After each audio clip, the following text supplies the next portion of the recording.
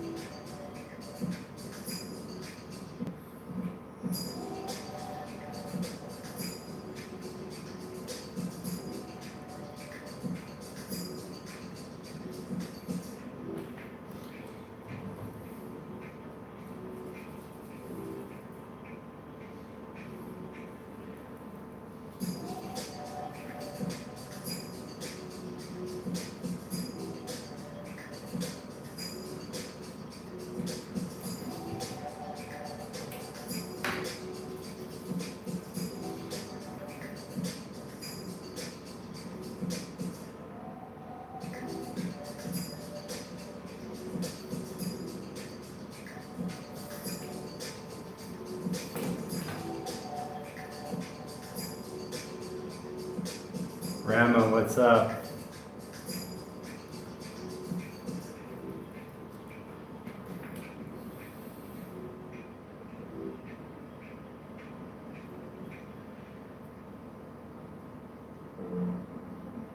It doesn't translate the messages real time, but I see you.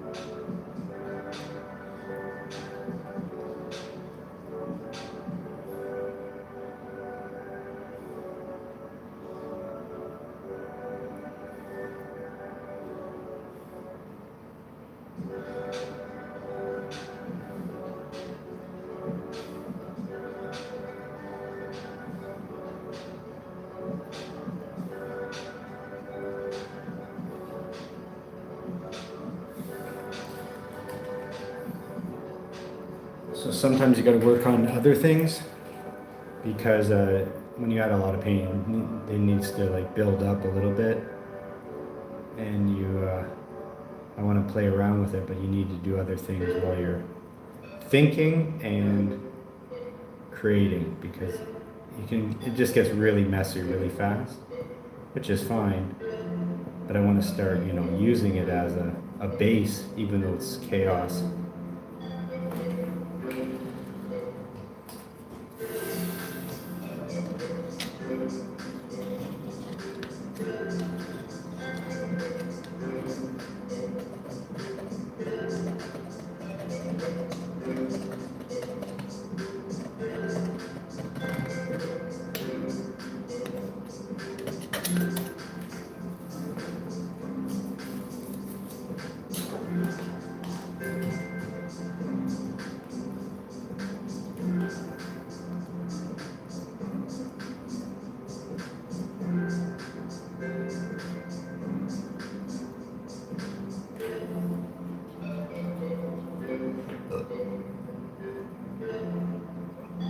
Some things get kept and some things get discarded.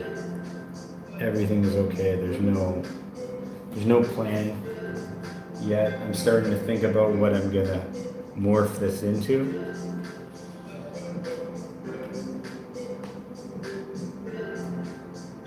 Again, when I'm thinking, you can do anything in the meantime.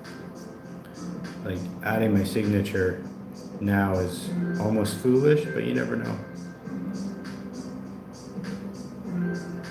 But again, part of it is because I'm trying to let some things heal, if you will. The painting is healing when you make like chaos. You gotta let things heal and like compose yourself, even when you're fucking around. Give him a wiener? What kind of wiener? Well, your wish is my command, Nim.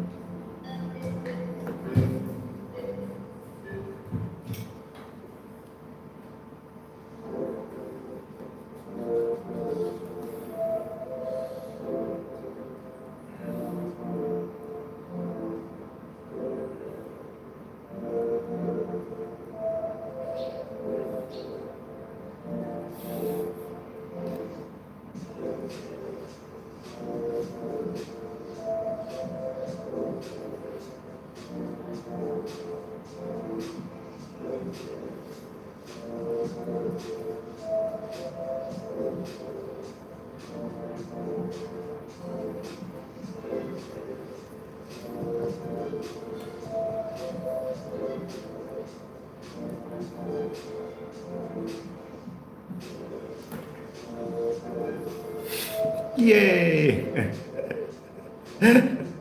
Yeah, good. That's the appropriate response.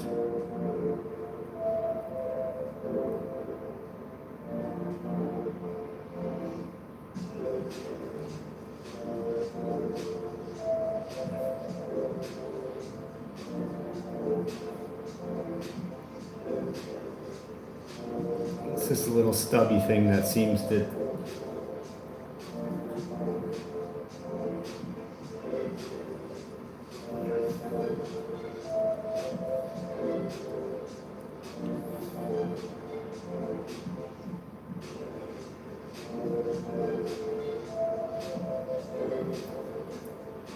the former doodler.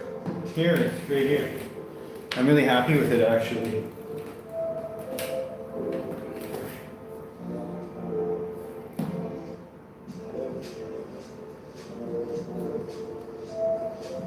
This is the latest one. It's drying now. And this was the one from earlier this week.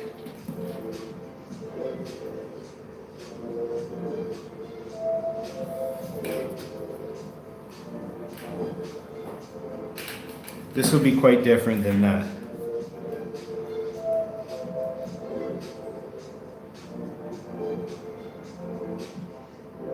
Why specifically Optimus? Well, it's just my childhood. Like I grew up on the Transformers, like before, like during Saturday morning cartoons, and mixing like my childhood with kind of like, Silence of the Lambs was kind of when I was I don't know, I could be wrong on this, but it was probably when I was like early teenager, and which was also a very influential time. And so when I take like kind of almost like discombobulated memories, like Optimus Prime, and mixing it up with other pop culture, I really like to do that. So like taking like kind of obscure references like Buffalo Bill, I'm really proud of that. Because as like uninfluential as it was, like it's also like such an iconic character. And giving them a helmet, Optimus Prime, that's been like kind of defaced with graffiti and mess, is also like where society is. It's just a lot of like my interpretations on things, and having a memory that's a little bit confused. Like if you told me, oh, this was a Sesame Street character, when you get older, it's like it'll be hard to decipher what's real and what's fake, what really happened, what things really were supposed to look like. Everything's going to get more and more muddy, because even when you Google search images now on Google, when you search images, they just show you AI images. Like they recreate, like if you look up certain images, you're like, hey, what does Bert and Ernie look like from Sesame Street? It like gives you an AI version of what Bert and Ernie is. So who's to say that things won't get distorted? And like these mashup of memories are gonna like become more and more like, it'll become like that Mandela effect, which I'm also interested, like when you remember something incorrectly.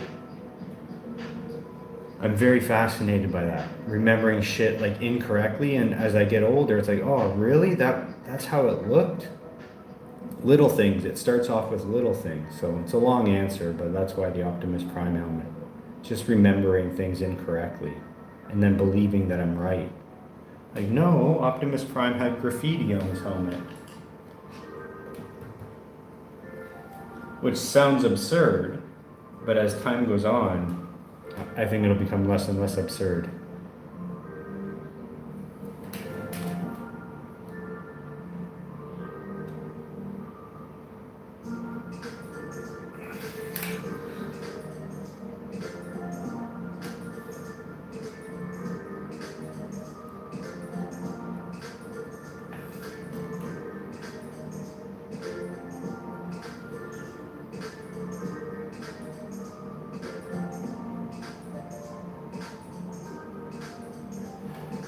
Yeah, like the MF Doom helmet is really a good example, because you can be really deep on his career, but if you're not, you might kind of recognize the helmet, and you might be able to put, oh, that's a rapper, and so on. But then when you mix it up, like you're talking like with your other ideas, yeah, like adding a Andy Warhol banana into MF Doom's like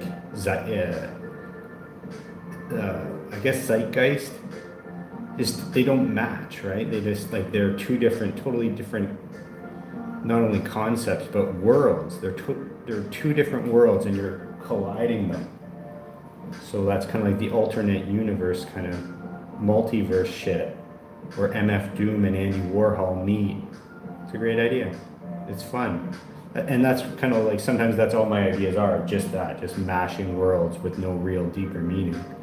They don't have to have a deeper meaning. I do like satire a lot, so I try to be silly, like adding a wiener, because I just enjoy that process.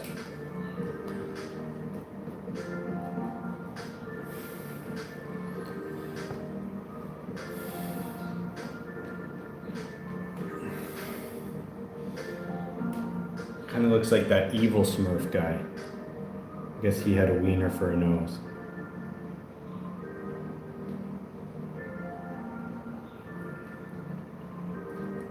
And I really like starting off very crude, because I do try to see things like I try to see things in the crude, like aggressive painting.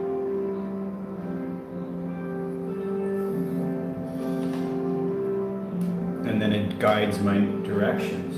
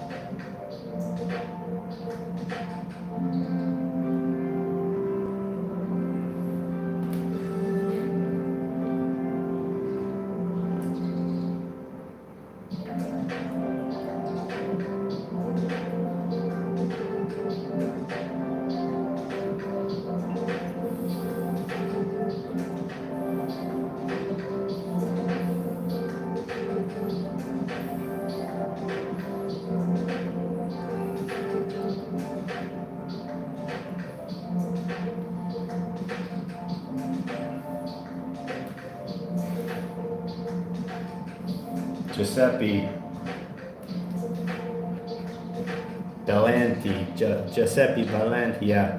Right now is more crazy is the craziest part of my art when I'm trying to look for something and an idea. I just wanted to paint Mr. Garrison.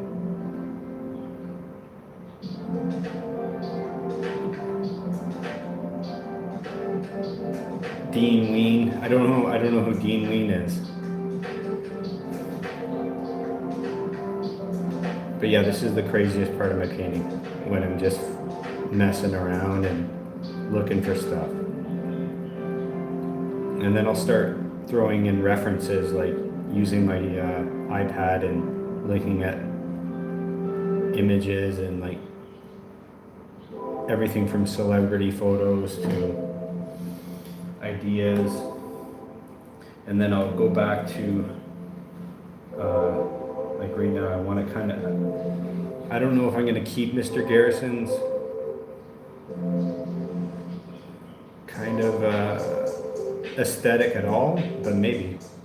I think I try to do that because this is good, so I'll probably clean that up. I like having the puppet.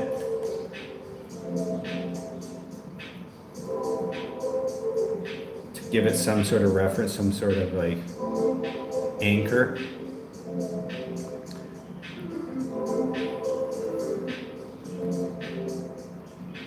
Thanks, Giuseppe.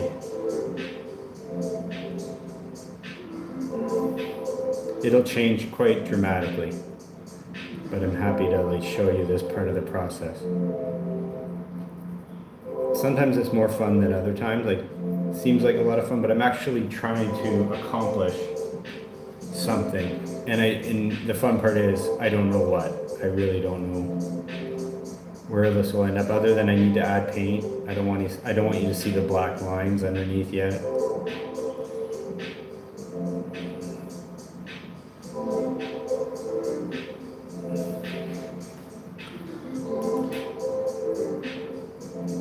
You know, I kind of keep certain areas.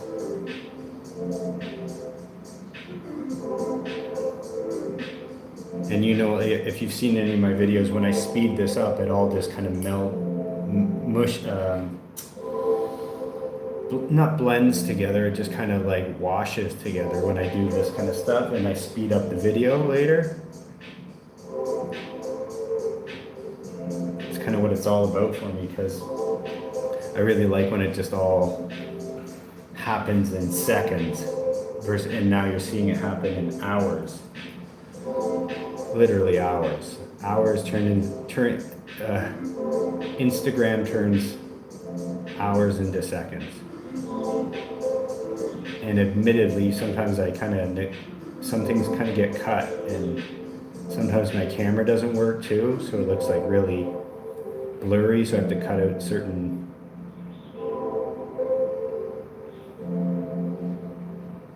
parts of the video, so it's good to get this on live, I think.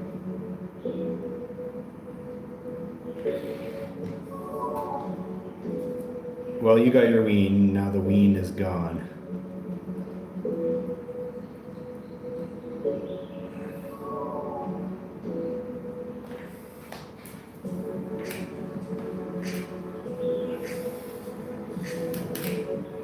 like to scrape because I think it's cool. It adds a lot of texture underneath, and you can pull out some of the old painting underneath. Big fan of scraping. You can move parts of the painting around like really pretty dramatically.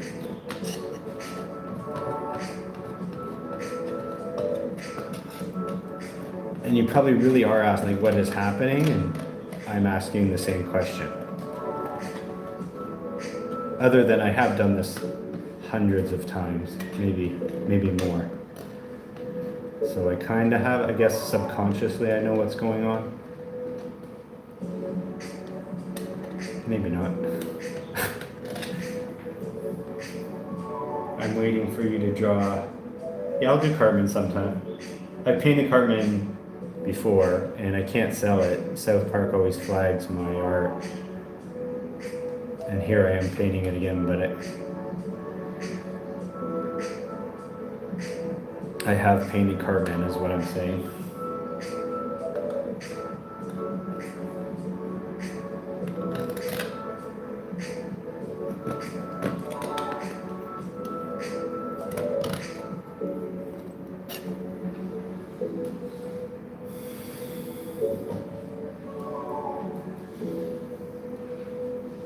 It takes a lot of layers and there's got to be some drying happening.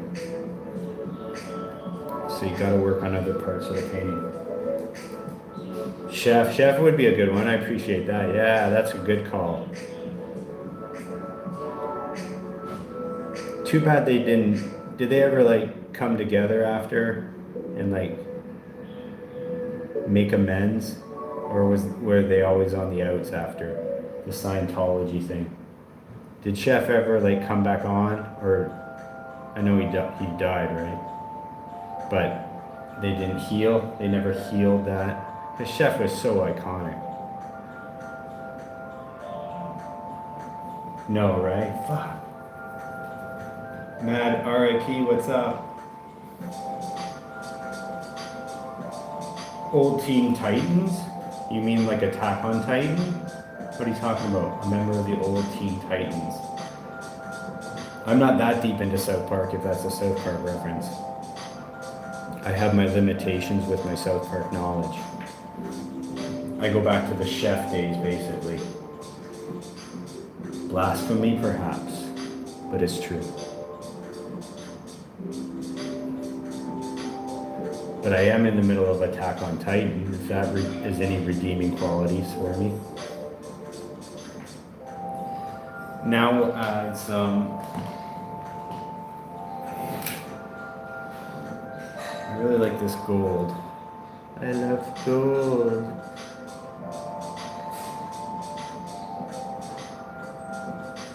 White and V1, what's up? Yeah, we're in the chaos phase.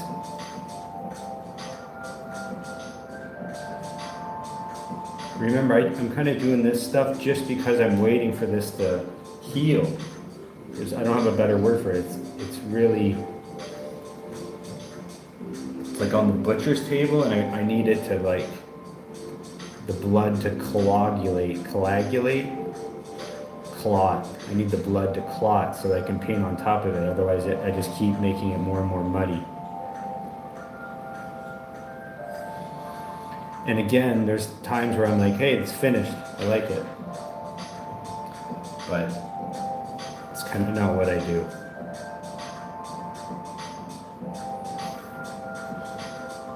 I kind of don't do that. I keep going and going and going.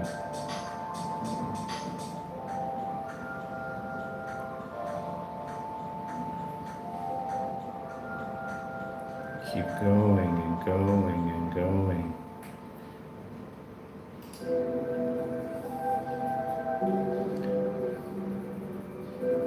See, this over here wasn't touched for a while, so it's kind of start covering it up a little bit better, playing around a little more. Same with over here.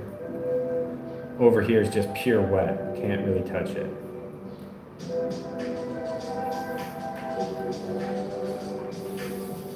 I'm actually not sure why it's taking a little longer than I want.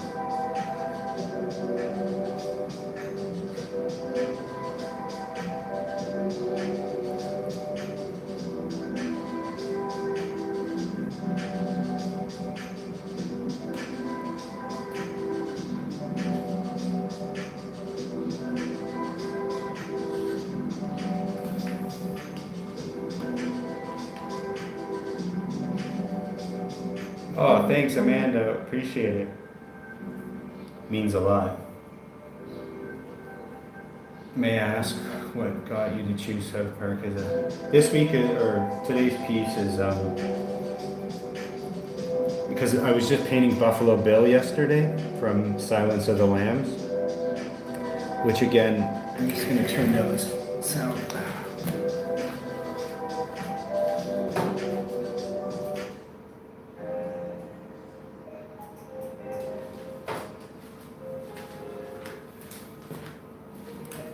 I was painting Buffalo Bill yesterday, and Buffalo Bill is a great character from a great movie, but it's not the main character. It's not Jodie Foster, it's not Anthony Hopkins, it's not Hannibal, it's Buffalo Bill.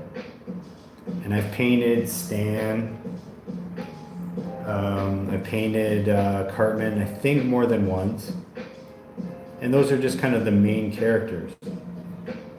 So earlier, you said, Amanda, you talked about like Chef. Chef to me is a perfect example of an iconic character that kind of gets lost in some ways. Obviously, people would know, of course, everyone remembers Chef, yes, but it's not the first character you think of.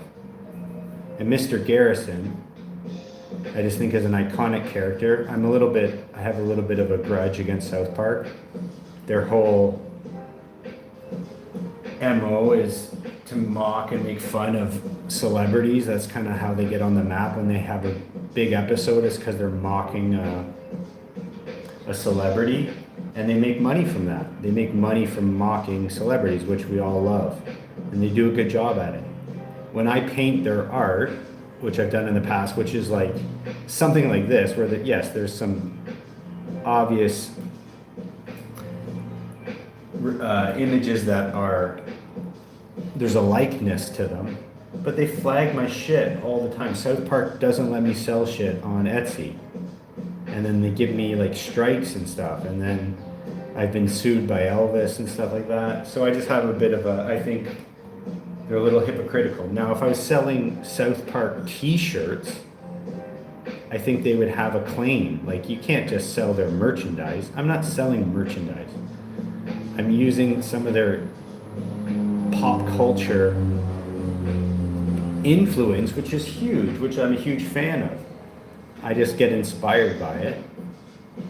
And now that they've flagged me over and over again for my art, I still want to continue to paint their shit sometimes and just put it through my cipher, my brain. Yeah, I almost did Mr. Mackey. He was so close. He was like, I was looking up his stuff yesterday. But I like having like some sort of base that everyone recognizes and then just warping it to an extreme. And probably will change his face into some other celebrity or image that we're aware of. That's kind of the plan, usually. I don't usually stay in this abstract phase forever.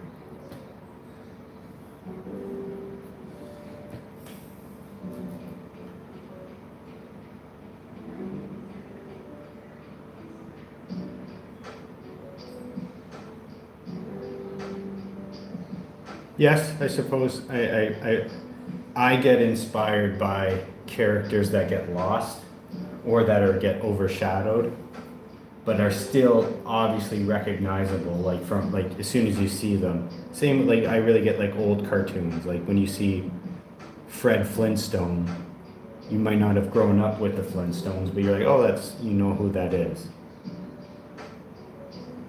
And obviously sometimes certain characters are more popular than others, but it's more about I like to anchor my paintings in some sort of likeness that kind of makes you quite, gives you a starting point, and then it gives me a starting point. So I get inspired by characters that are like, not necessarily popular, but influential in my life.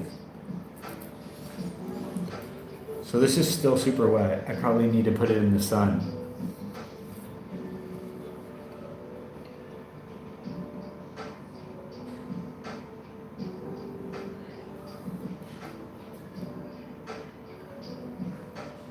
because it's just not allowing me. So I'll touch this up for a while. This will probably be like a graffiti, but I'm not sure if it'll last or it gets covered.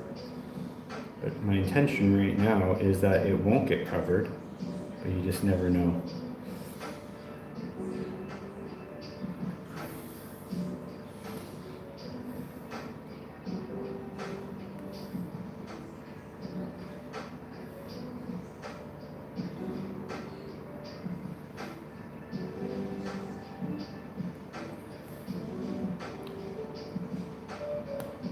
Is there like a major city? I don't know about Singapore, but like, is there a major city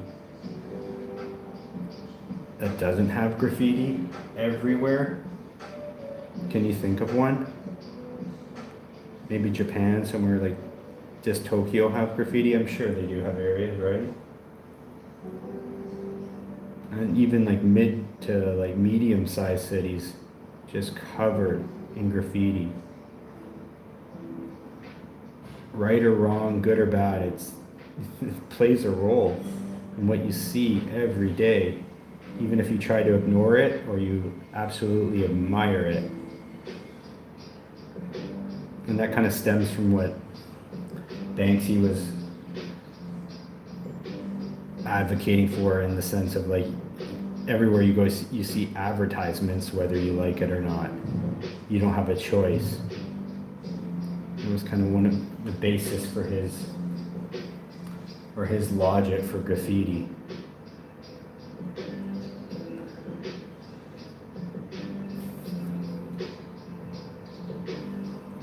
Yeah, I can't think of it, but I'm trying to think of like a strict society. I don't even know what the capital of Singapore is, but I'm wondering if they have graffiti. Do you think like North Korea has graffiti?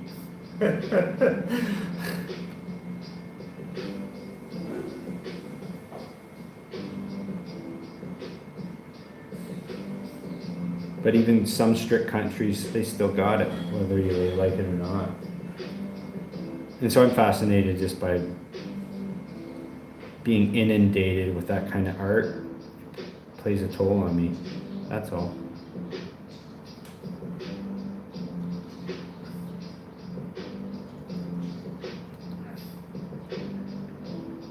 And overall, I, for the most part, enjoy it quite a bit.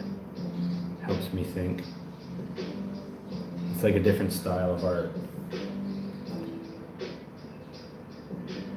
And then you can just, when you see something that's really good, I like it.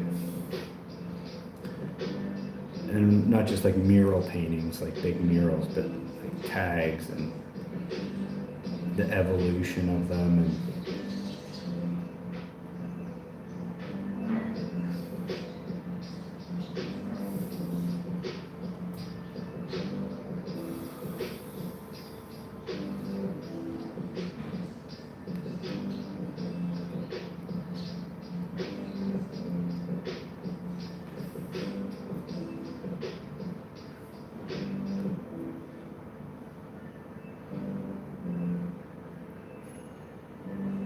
so all these paints that I'm using right now are acrylic.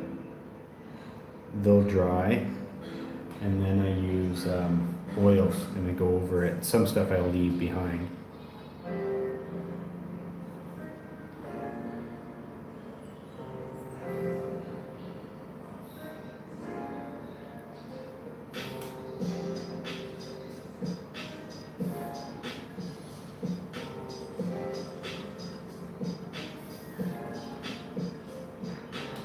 And the oils will allow me to get detailed and more realistic in some areas.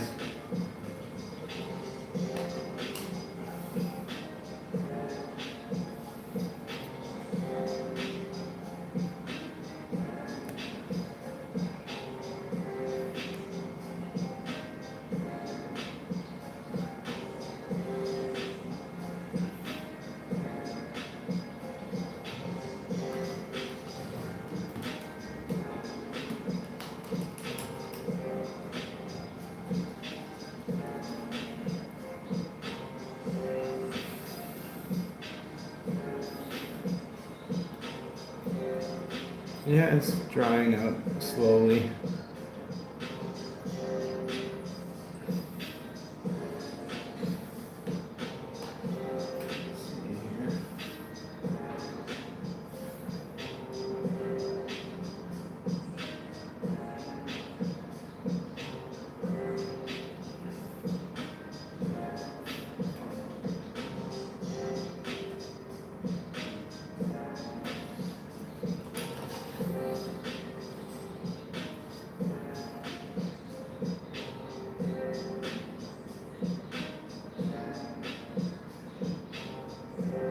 But about the characters I choose, I think I was thinking about that a little bit more. The number one reason is just strong imagery. And that comes with the stories that are tied in with the image or the character. And this is not my best example of strong imagery, but when I think of certain characters, they have certain roles or certain iconic moments, and any imagery surrounding that, I get really stimulated. Like, oh, that was a crazy time when that happened, or that was a crazy moment.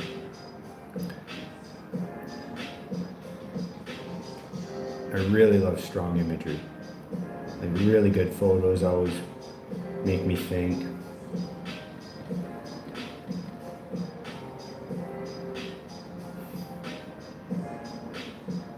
And then from there, I'll think about the story surrounding it and how that affects me, and what do I want to do with that information, and how do I see it, not necessarily how everyone else sees it. Sometimes it differs quite a bit.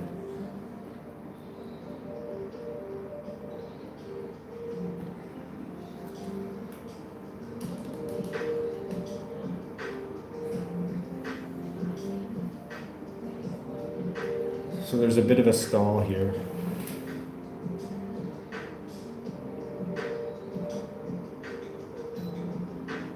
Again, mostly because I keep touching here and I'm not getting anywhere. So how long I've been chatting?